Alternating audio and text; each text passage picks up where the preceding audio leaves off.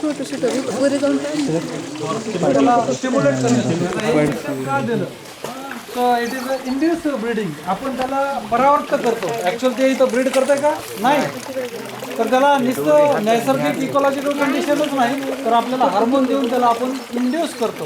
Induce breeding और stimulating external there is a stimulus. Ecological condition, along with ecological condition, we have to give the hormonal injection to the male and female. म्हणजे आपण त्यांना जास्त stimulate करतो.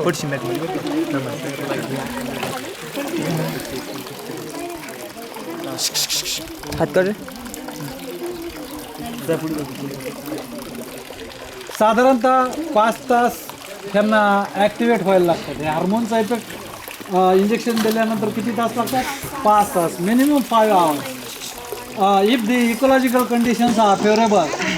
आता ही ecological condition favourable असण्याच्या निगडीत आहे. कधी 4 तास, कधी 5 तास, कधी 6 तास. आणि मग पेअरिंग सुरू होती त्यांची. एक्साइटमेंट येते फिमेलमध्ये जेव्हा ती अंडे देण्याच्या मूडमध्ये असते, तेव्हा ती शॅलो वॉटरमध्ये येते. मेल तिच्या पाठीमागं राहतात. तिनं एग्ज लिबरेट केले की मेल मिल्ट उजस करतात, म्हणजे टेस्टीज, आणि फर्टिलायझेशन होतं. हो कसं काय झाली सर.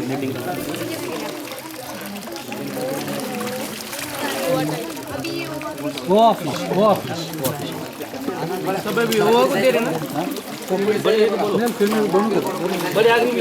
ते काय करतात, त्यांना अंदाजे वजन कळतंय, अंदाजानं वजन आहे त्यांना. इतके they are very skilful person. आपल्याला ओळखू येणार नाही पण त्यांना जास्त ओळखू येतं. हातात घेतला की ते सांगते हे 2 किलोचा आहे, 4 किलोचा आहे, 5 किलोचा आहे.